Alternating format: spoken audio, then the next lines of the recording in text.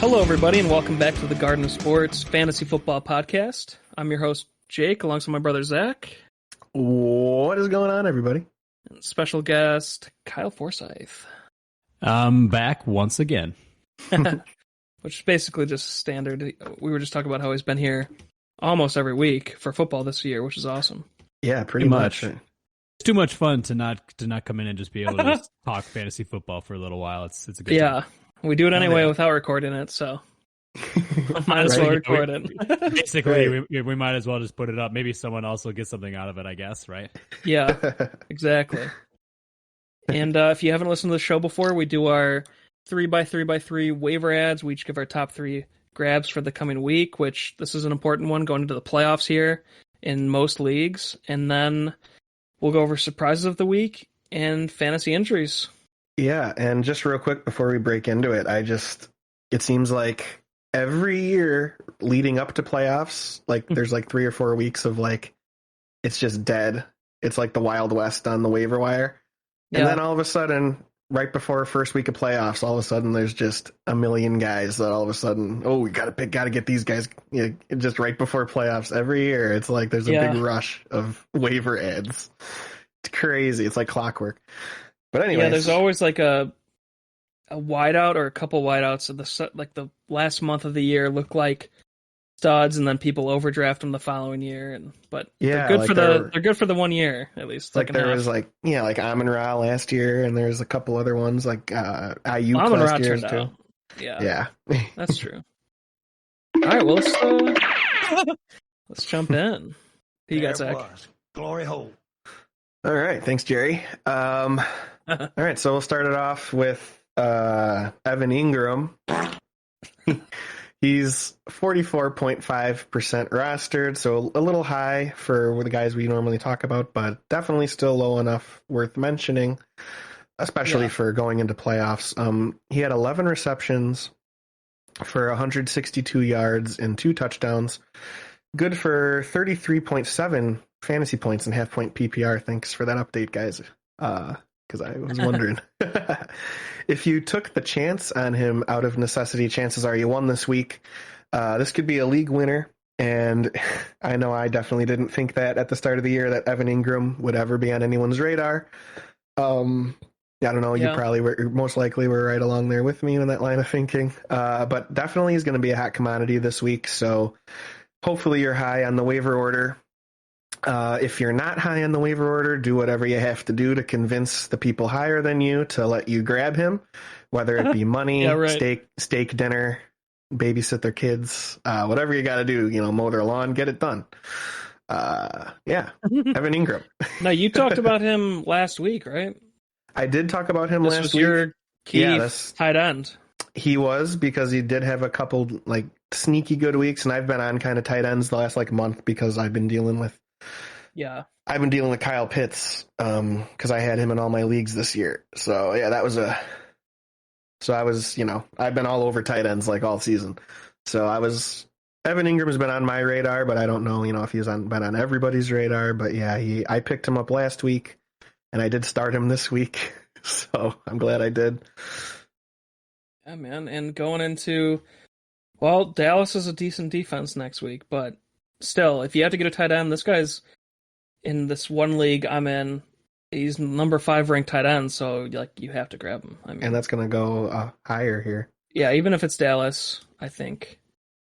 Yeah. Still worth a try. Dallas still struggled against Houston this past weekend, so that's true. It could just be an off week, and obviously they could come back next week even stronger and really tear them up, but it's still a guy who's getting a lot of looks every single week, and you have Trevor Lawrence who's playing much better. I'm not going to lie. When I saw Evan Ingram, totally forgot he's on Jacksonville now. I see Evan Ingram, and I just instantly put him with the Giants. It's so weird to see him on a different team. It is. I mean, Trevor Lawrence has been throwing it a lot better. He is currently right now on Yahoo. He's currently ranked 4th for tight ends right now. Okay. Obviously, getting 33.7 points is really going to increase your ranking pretty quickly in the tight end, in tight ends anyway. But I think if you're looking for a tight end, I think this is someone worth grabbing, because other than him and maybe a few others, ends are kind of sparse at the moment on a lot of waiver wires right now. Yeah. Oh yeah. It's the Wild West definitely for tight ends. Especially right now. It wasn't a few weeks ago. A few weeks ago, we had like 7 guys we could have talked about, and now everything's settled back down again. Mm-hmm. Yep. What do you got, Jake? Yeah, we're all in agreement on Ingram. My first guy off the board, Jerick McKinnon, 34% rostered in ESPN leagues, and had himself a week. 6 carries for 22 yards. That's correct. 7 receptions for 112 yards and 2 touchdowns. So it's a good wide receiver they got over there. Yeah, no, this is exactly what Clyde Edwards-Helaire was supposed to be, is what Jerick McKinnon has done the past 2 weeks. You know, a guy who can run it really well and make some yards on the catch. That's perfect for Patrick Mahomes. And I think going forward, this is the best running back to grab that's available in your league. I mean, I think we're going to talk about a couple more guys here. You talk about the Houston backup since the rookie limped off the field at the end of the game there. But I think this is the most sure thing going forward, and especially if you struggle on a running back, this is the guy. It's Kansas City. It's Kansas City who likes to do a whole lot of special stuff, RPOs, be able to pass it to the running back on the outside. And this is what McKinnon always was pretty darn good at in Minnesota when he was there last year. So he's just on an even better offense with better tools and an incredible quarterback in Patrick Mahomes. So this is definitely a guy that's at the top of my list. Yeah, and they use him. It's cool, like the way that they run their like offense. They got Pacheco and McKinnon out there at the same time a lot, and they'll have McKinnon like slot out or go run a route or something, and because they don't really. Pacheco is just a running back, like they're not really throwing to him, so that's McKinnon. So they got them both out there at like the same time a lot of the time. So it's like a running back 1A, running back 1B almost over there. So sure, which means good fantasy relevance for both. For both of them, of course. Yep. Sure. So and this would definitely be a good move. Houston next week, so it could be the first week of your playoffs. Houston gave up 143 rushing yards to Dallas, but still 143 rushing yards, and I think you could see the same thing like you said, 1A, 1B. Yeah, definitely. Against Houston, so totally. Must roster. Yeah, absolutely favorable matchup for the first round of the playoffs. It's going to be like 7-on-7 practice scrimmage for Kansas as far as Kansas City's concerned. I mean, you have to think so, right? Let's go test out some of these test out some of these plays at the bottom of the page here. See how these will work in the playoffs. Yeah, let's run some flea flickers and some tricky stuff just to try and work some stuff out before we get to the playoffs. I know. Yeah. Do you see that flick that Patrick Mahomes had? Dude, that was fucking cool. Like, what the hell? Like, I've only ever seen that in like Madden. I've never seen anyone actually do something like that. And normally it's a glitch. Normally it's because the game can't comprehend what buttons you're pressing, so it just kind of flips it. Yeah. NFL Street would flip it. I've done that before. When I've done that in Madden, I'm like running toward the sideline, and I'm like, oh, nobody's open. I'm just gonna throw it out of bounds, and then it glitches over to like a toss like that, and I'm like, oh, that's what I wanted to do, of course. But I've never seen like that. It's crazy how he like has like eyes on the side of his head, eyes on the back of his head, like eyes that he just can see the whole field, man. It's insane. I think I'm changing teams. We're Chiefs fans now. It's time. Oh god, it's time. You guys can go jump on that train. No, I'm just messing. I'm Not me. Chiefs Nation, let's ride. No, yeah. That's right.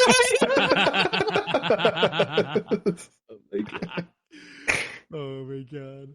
Who do you got, Kyle? My number one guy, I went with also a running back. I went with Chuba Hubbard, running back for Carolina. 19% rostered according to ESPN Fantasy. Big game against Seattle was for 74 yards and a touchdown on 14 rushing attempts. Also added 25 receiving yards on 3 receptions. He had a big week. And this is something they've kind of been saying, is that Chuba Hubbard and Dante Foreman could obviously trade back and forth. Dante Foreman technically had more touches, like in terms of rushing attempts, than Chuba Hubbard. But Chuba absolutely was the more efficient back the entire game and has kind of looked that way. Dante Foreman's kind of been really hot and cold. When he's hot, he's on it. When he's not, he's not. So a lot of it's being said, obviously, are they maybe going to go with Chuba after this game? Are they maybe going to go with him, give him more, like an even amount of touches or even more than Dante, and kind of have Chuba be the main back? It's worth, if you need somebody and you have a spot, or maybe you got a guy on your bench that you can replace because they're really not doing anything. I think this is a good guy to try and keep on your bench, just in case he does become the main guy. You have like a possible flex backup just in case of injuries during the playoffs. Yeah, I think I definitely agree. I was looking at him too this week, and he definitely is a there's definitely potential there with him getting receptions as well. Like he's been a decent pass catching guy, so you like the versatility. Yeah, and in really competitive leagues, McKinnon's already gone, so I think this is definitely the next best running back to grab right now, that's out there. Mm-hmm. I agree. Very good running back you could add. Definitely give you some playoff depth. Yeah. Zach, hit us with your wide receiver from Detroit. Gonna drop you a nice number 2 here. DJ Chark. 23% rostered, 6 receptions for 94 yards and a touchdown. It was a pretty nice little route there. Little post route. Nice little toss from Jared Goff. Looking solid now, a couple of weeks back from injury. I think he definitely could be great down the stretch. They're slowly starting to mix Jameson Williams in, but I don't think he's much of a threat to take away from Chark this season, because why would the Lions risk giving Williams too much work and having him get re-injured? I mean, that's their future at wide receiver. When they're pushing for playoffs. When they're pushing for playoffs and everything. I mean, I know they are, but they're just trying to get Williams some NFL experience and playing time this season. I don't think they're working him up to run like 90% of the offensive snaps or something like that. I just don't see that. I think the rest of this season, fantasy season, I think DJ Chark is the unquestioned number 2 receiver. I think he's got that locked up.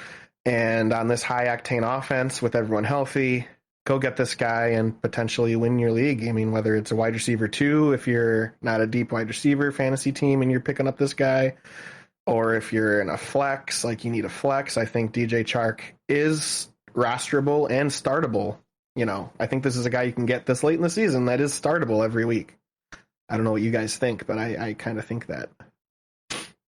Yeah, I think we said that a couple weeks ago, Detroit has the top 3 easiest schedules left on the year, and that included like the past 2 weeks where DJ Chark has gone off. Mm-hmm. So it's kind of lined up for him coming off injury, getting his legs back under him, and then they're having a nice schedule. I know the Jets are a little tougher, but the offense is pretty crazy. They're running all kinds of crazy plays. I think he'll get open. Yeah. I think they've won 5 out of their last 6. The defense is playing much better. Yeah. They're giving the ball back to the offense. We saw this pass. They played a great game.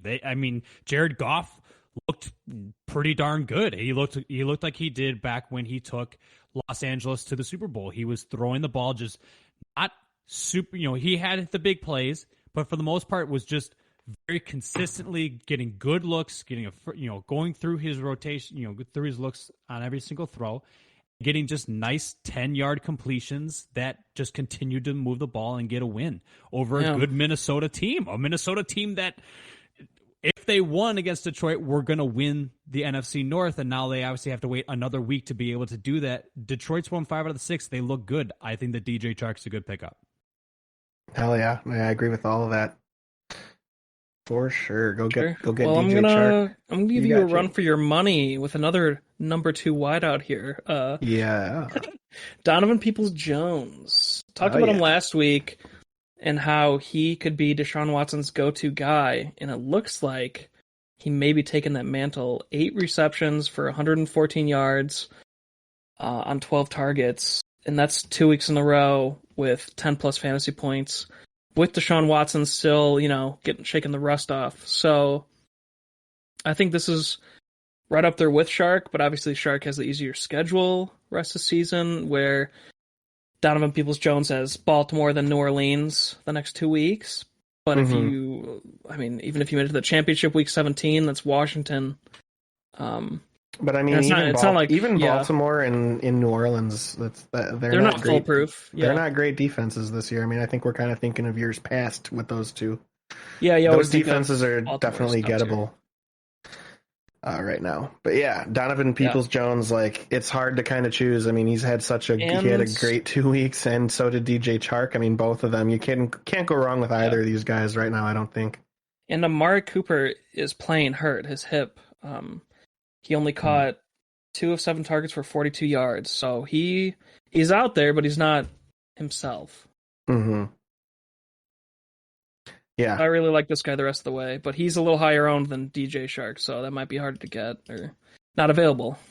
Mm-hmm. I think that Watson's only going to get better the more games that he actually plays. The guy's been out a long time. I can't imagine how hard it is for people to be out of full NFL games that aren't just scrimmages at practice, that aren't just 7-on-7 with pads on or anything like that.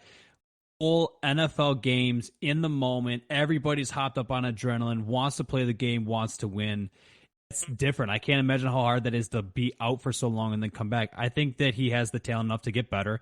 And if he gets better, everyone is going to benefit, especially the wide receivers and the pass catchers on that team. I think that he's worth taking a risk on, especially if you have space on your bench. I think absolutely worth the pickup. Mm-hmm. Yep. Agreed. Hell yeah, we're all in agreement. Very nice. It seems to happen a lot. It's like we have a podcast or something like that. I actually disagree. Or maybe we just don't want to disagree with each other. But we've had some pretty good disagreements. No, we've done that. No, we definitely have. I think this year Zach and I have definitely had like probably some of the strongest disagreements. And I can't remember who it was on, but it was more so like towards the beginning of the season where him and I. It was like no, I don't believe it. Stop, oh my god, it was. Do it. Yeah, if you go back and listen to our top 10 positional rank episode from the start of the season, for sure. All three of us were like just disagreed with each other on everything. Like our lists could not have looked any different. Well, there was a lot of stuff that were the same, and there's definitely when we do like the end of the season episode, there's definitely going to be a lot of them that we were like, yeah, we were all wrong on, and then there's going to be other ones we're going to be like, see, I told you that was a bad pick. Yeah, well, I don't know about you guys. You guys all called me crazy when I said Geno Smith was going to be like the number 4 quarterback, and I was the only one who got that right. No, I'm just kidding. Yeah, I was going to say, it's like, I don't believe you at all, and I don't even remember. No, I didn't even have him on there. I'm just joking on that. But I would like to go back and say I kept Tom Brady out of my top 10 QBs.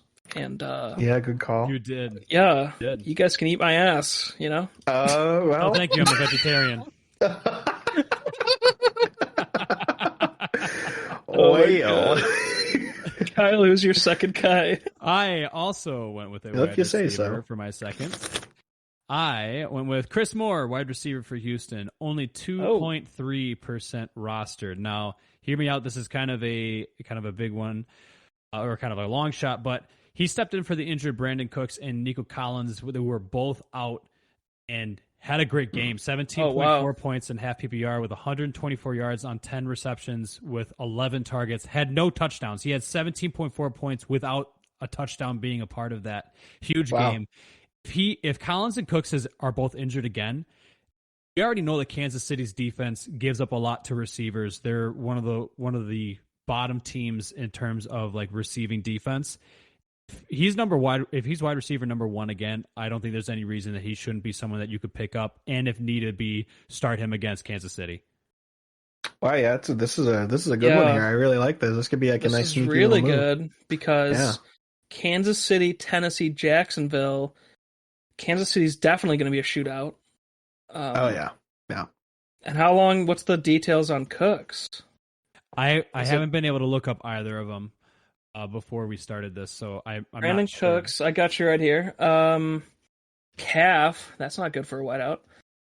So no. Wow, he missed week 13 as well. So yeah, man, this is a great pickup. There's no guarantee, you're going to get Cooks back. They're not going to rush a guy back when they're not going to be winning, going to the playoffs. They're going to test out the young guys like Chris Moore. So yeah, I love this move. Yeah, very good. I definitely, if you can't get like Chark or Donovan Peoples-Jones, looks like you got a good chance that this Chris Moore could be like your fallback option or something. I really like that. Dude, sneaky little find there. Sneaky. Sneaky. And that's really good. I mean, especially for like 14-team leagues, like they're not going to have a lot of these guys we're talking about available. So like, Chris Moore is out there. That's awesome. Right. Yeah. Zach, who's your third guy? Yeah, so seamlessly transition from Chris Moore maybe going against a very generous Kansas City defense. Transition to Kansas City Chiefs defense, my third pick. Hey, I just said receiving. I didn't say anything else. We just said receiving. Yes.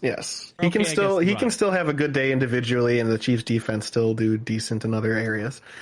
So both are true. But yes, Chiefs defense, they're ranked number 11 right now and had a good week, so I think they're going to move up into the top 10 after this week.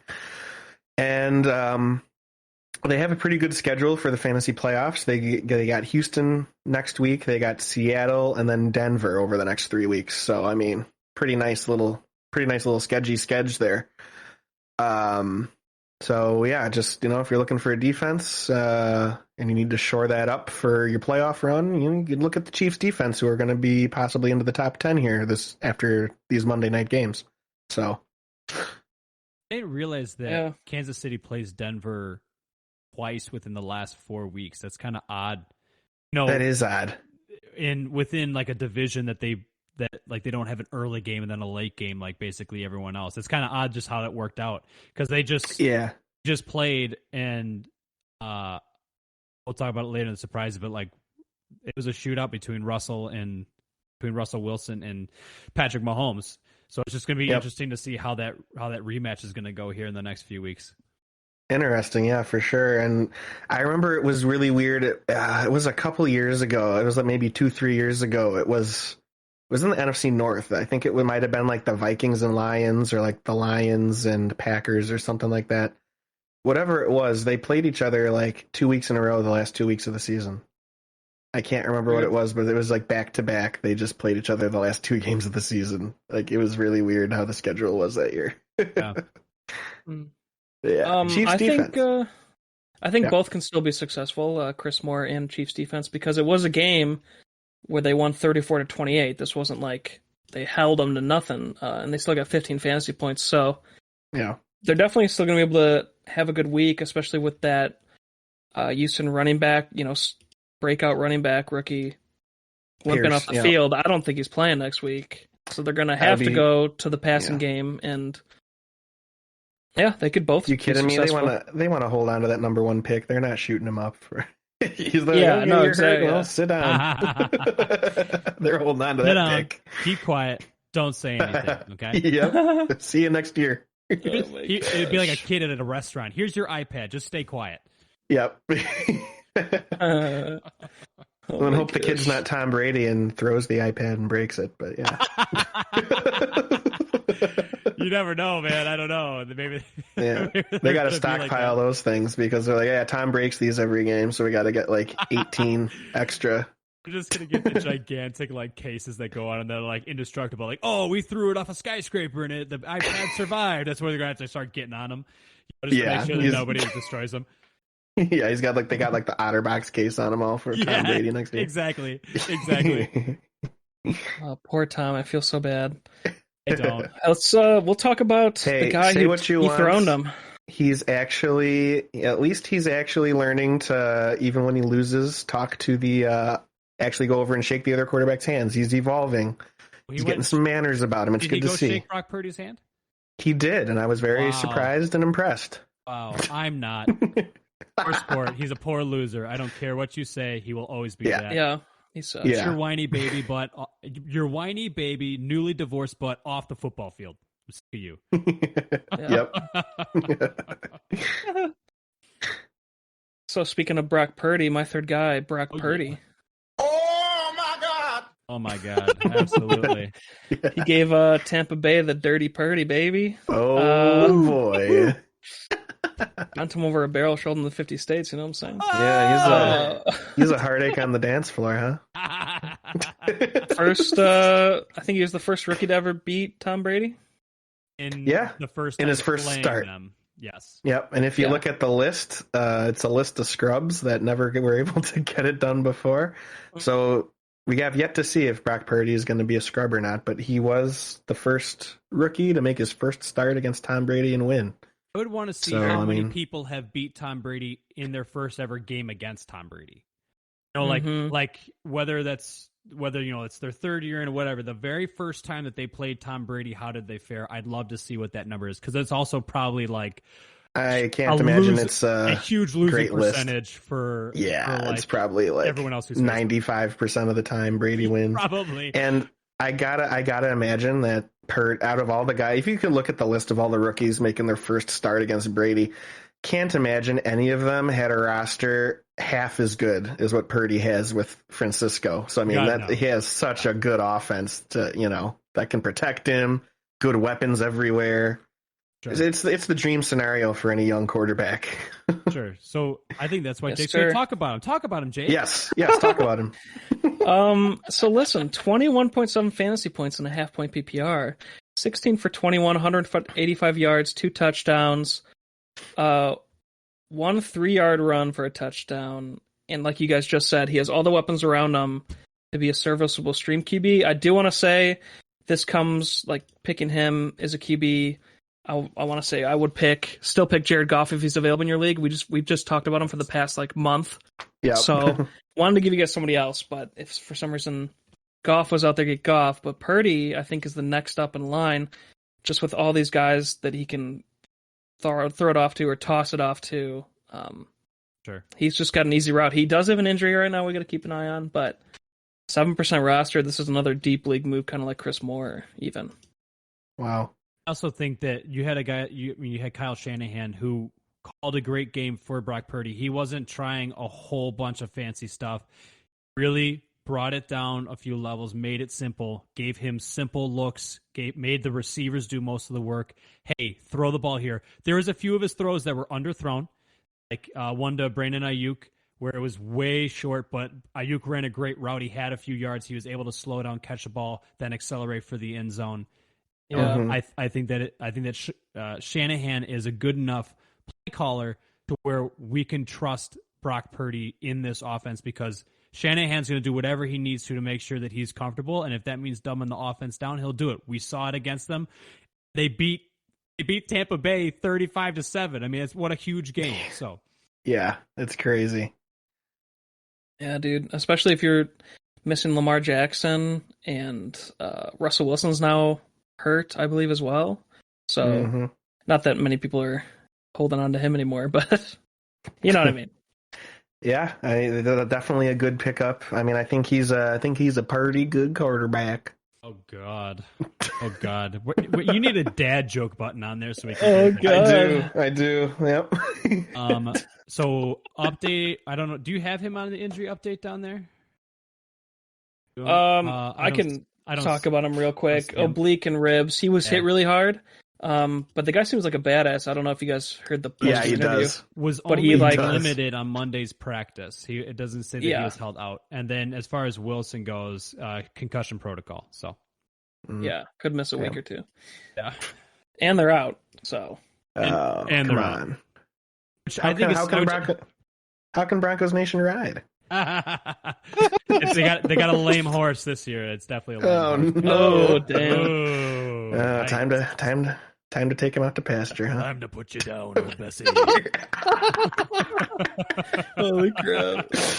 Oh no! All right, my last one. I wanted to do a kicker. We already had a defense on here, so I wanted to do a kicker. We got a Kyle special here for you guys. I looked it up how to say it, and I'm probably still gonna pronounce it wrong. So Kaimi Fairbairn, kicker for Houston. I think that's right. I think I did it right. Kicker for Houston, 1.8% rostered. He is right now, according to ESPN Fantasy, is the 8th best kicker. 16 points against Dallas, especially including 2 50-yard field goal kicks, which obviously were made up a majority of his points, but still, that's huge that he made 2 of them. Matchups next against Kansas City, Tennessee, Jacksonville, and Indy. Could be a really good streamer for the playoffs, someone to keep an eye on. Might not even be necessarily someone that you have to put in a waiver for because he's so low owned. You might just be able to pick him up.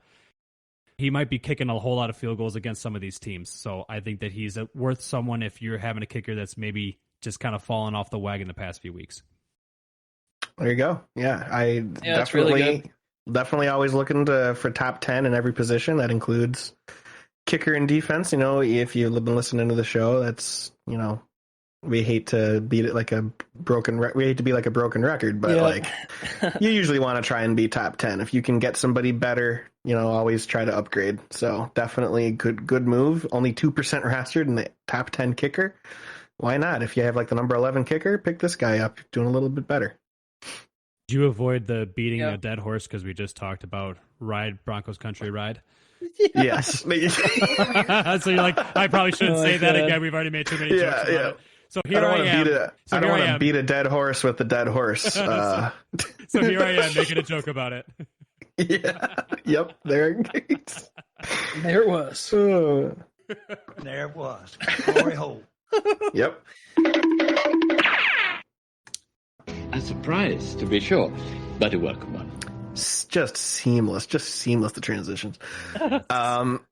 So yeah, surprises of the week. I'll start off with Dawson Knox. He emerged from hibernation with a touchdown this week. He came out of his little cave and he's like, "Oh, it's the middle of the season. Where have I been?" So yeah, past the middle. Yeah, it's like, oh, geez, the season's almost over. Oh God, I over hibernated. All right, here I am, guys. I'm actually out here on the field. Very nice, and definitely what's very cool about it is on the week that I dropped him. Goes to show that it's just hard to predict anything with fantasy sports. You can run a podcast and win, last year, and then you get multiple bad weeks with a tight end. You finally drop him, and then he goes out and gets a touchdown. So it's just the fucking way she goes. But Jake and Kyle, do you think this is any kind of like awakening where he's going to be really good here at the end of the rest of the season, Dawson Knox? Or do you think this is just like maybe just a one-off decent game because he didn't really have a lot of receptions or anything? He just was able to get the touchdown.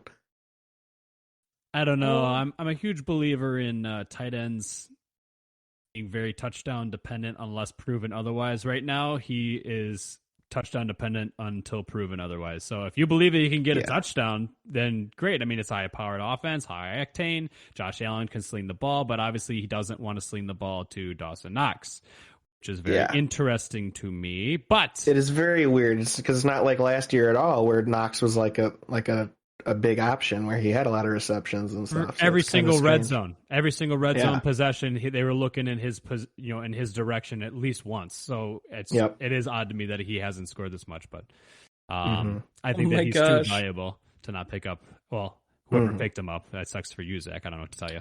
ESPN's someone will be picking him up this week.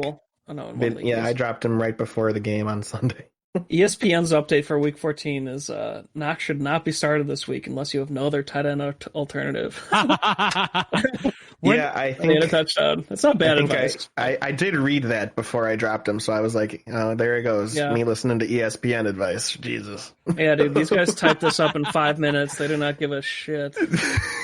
I swear to God, they're even worse on basketball and hockey. But you can real quick. I'll just finish with this. You can kind of see where they were coming from, though. As an Knox owner, he's done nothing for like 8 weeks straight. Yeah, I was at my wit's end. Yeah, well, it's understandable. I guess this is a big question. Who'd you pick up in place? In that league, I picked up Foster Moreau, who got 0 receptions for 0 yards, and he started the game. I know. Well, he might have only been going to him because Stefan Diggs had his worst game of the year. And so did Gabe Davis, too. Both of them scored only like 3 points. They might have had to switch it up. Conditions, though, dude. I mean, it was sleeting entire game. It was crappy conditions. Cold, it was rough sauce. Wet, and just blech. So you can imagine, I mean, that's like old-fashioned in the snow type football. Which apparently they don't want to do in Buffalo when there's going to be 3 feet of snow. You should have let him play in the 3 feet of snow. Come on. Would have been so much fun. Seriously. Kyler Murray, you wouldn't have been able to see Kyler Murray on top of the snow. You'd just be like, look, the snow's moving under there. It must be Kyler Murray below it. Yep. Who you got, Jake? Listen, I got J.K. Dobbins. Just kidding. They coming back and absolutely dominating. 15 carries for 120 yards and a touchdown. I think they give him stem cell treatment overseas or some shit because controversial. We'll just it's just crazy, dude. That's crazy. Yeah, they gave him something. He got big injury. He got Adrian Peterson's secret stuff. They had Mr. Miyagi come do the cup therapy on him just weeks on end, and so now Mr. Miyagi's back there, and now J.K. Dobbins is like, I can do it. I'm the Cobra. Yeah. I'm the Cobra. That's kind of huge because he is their number one when he is out there, but he seems like he's always injured. You gotta have did amazing. You gotta have something on that offense now with Lamar Jackson out. So obviously, guy's a bad man. I mean, Baltimore has been so chaotic this year. I mean, at least hopefully they have him solid for the rest of the year for their playoff push and getting into stuff because they've been crazy. It's almost hard to watch them because you're like, dude, I feel so bad for you guys. You guys are losing games you're so far by, you know. And real quick, a little quick nugget about that too, about that Baltimore game. Something that I did like to see, something that I thought was pretty cool that you don't always see. Because Lamar Jackson obviously missed the game, hurt, and Tyler Huntley's starting. Every single time the offense would be like, when the defense was out there, the offense is like on the sideline going over plays and whatever they're going to do, like next time they get the ball, whatever. Every single time they would show the offense on the sideline, Lamar Jackson is over sitting right next to Tyler Huntley, like helping him look at stuff, explaining things, like every single time the whole game. I thought that was pretty cool that he's actually over there, like helping him the whole game. Like, I think that not every starting quarterback that's hurt would do that. So I thought that was pretty cool. That is, especially for relatively young quarterback in Lamar Jackson. He's not an old guy. He's not a guy that's been around for 15 years. It's not like he's. You also don't see Tom Brady doing that. You don't see Aaron Rodgers doing that. Yeah, you don't always see that. So I thought that was. Yeah, I thought that was kind of cool to see him like really helping him out every single time when they would come to the sideline. So, and he would high five him every time he did something good. Like he was really like teammate. Really, he was a good teammate. Really being a good teammate. Yeah, it was really cool. Really wants that contract. Yeah, that's probably. But I think still, he just wants to win. Genuine. If anything. Yeah, got to show that leadership. Yep. No, I'm just messing. No, he's a good It's awesome though. Who do you have, Kyle? I have a guy that's now on concussion protocol. Russ Wilson. He is now one touchdown away from throwing as many touchdowns as he has bathrooms in his house. He's one away, ladies and gentlemen. 11 touchdowns. He threw 3 touchdowns for 2 and had 247 passing yards, 57 rush yards, and only 1 interception for 25.58 points and half PPR. This was vintage Russ. This was Russ from Seattle. This was Russ when he was a draft pick. Now he's on concussion protocol. I don't know. He got out there and he did it, and all of a sudden his brain's like, I can't do it anymore. Shut down. He just shut down. Oh no! But now here's the question: how long is he going to be out? Will he get the one more to try and tie it, man? He's got to beat it. He's got to beat the bathroom count. Big surprise. He'll be back for next Kansas City game, Week 17. He'll match it. He'll match it, yeah. He'll match it. How funny would it be, though, if he gets out there and he's just like, man, I got to get it, doesn't get it, be like, Russ, no! I think everyone just doesn't care about Russ anymore. They just want him to beat the bathroom. That's all he wants. Yeah, and then you see his stats for next season, like 11 touchdowns, 12 bathrooms, however many interceptions. You got to think that they're going to talk about it all in the offseason if he doesn't get it. So I think for his own sanity, I think that he's like straining to try and get it. Oh my God, that's hilarious. What a legend. What a legend. Yeah. Well, let's ride on into let's ride on injuries, huh? Yeah. Broncos country. Yeah. Where's the injury sound? I'm looking for it. Oh my gosh. Professional. Yeah, so about major fantasy relevant injuries. So I only have a couple here just from, I was only looking for updates from the last couple days. DJ Moore having an MRI on Monday on his ankle. Nice. And then T. Higgins, hamstring, undergoing further medical evaluation Monday. That's, hammy with a wideout. It's not good. Amari Cooper aggravated a hip injury on the first play of Sunday's game. We talked about that. Dameon Pierce ankle, seen limping to the locker room following the loss to the Cowboys. Josh Jacobs pussy, set to undergo testing on his injured pinky finger. Oh my god. My fingies. Hard to hold the my ball. My fingies hurt. Hard to hold the ball when your little hand, when your little pinky can't hold the ball. Okay, it hurts, guys. Stop. You were stickum. Like especially after he was out and he was like calf injury, played through his calf injury and everything like that, and overtime to win it, and now they're sitting there and my pinky. Yeah.